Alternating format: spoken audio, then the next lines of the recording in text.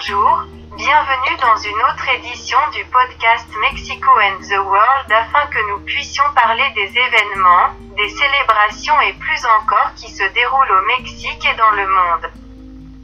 À cette occasion, nous allons commencer par la célébration de la Journée mondiale de la population. Comme vous le savez, c'est très importante au niveau international. Car il y a des endroits où il y a beaucoup de surpopulation, c'est pourquoi on s'inquiète de la rareté de nourriture, d'eau, etc. Donc c'est une grande préoccupation pour cette partie qu'il y a surpopulation. D'autre part, il y a aussi la préoccupation que la population en général a vieilli. Cela signifie qu'il y a un plus grand nombre d'adultes plus âgés que les naissances d'enfants. Il faut faire attention à cet aspect pour des raisons d'économie et tout ce que cela implique. Maintenant nous allons parler d'un autre sujet. Quelle est la célébration de la Révolution française?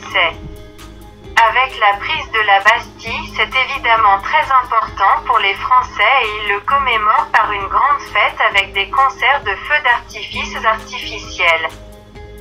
Bref, de nombreux événements et c'est maintenant aussi important au niveau international car avec tout ce qu'il y a aujourd'hui avec la mondialisation au niveau de l'économie et j'en passe.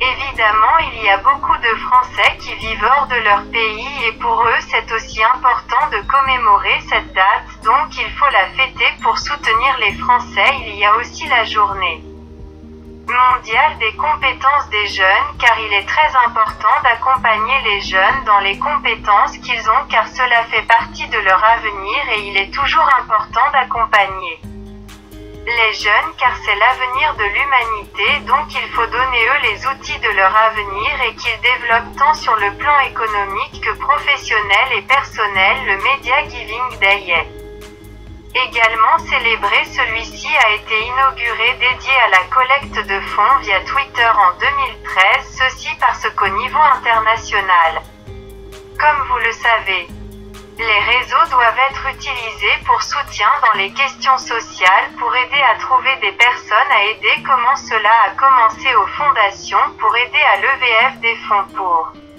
quelqu'un qui a besoin d'un traitement médical urgent, par exemple, et qui n'a pas les ressources. Il est donc très important que les réseaux soient également utilisés en faveur des autres et, par exemple, comme dans ce cas, en faveur d'une cause sociale et, espérons-le, à l'avenir. Cela continuera d'augmenter et les réseaux sociaux pourront encore être davantage utilisés pour le soutien de toutes les personnes qui en ont besoin. C'est tout pour le moment, à cette occasion.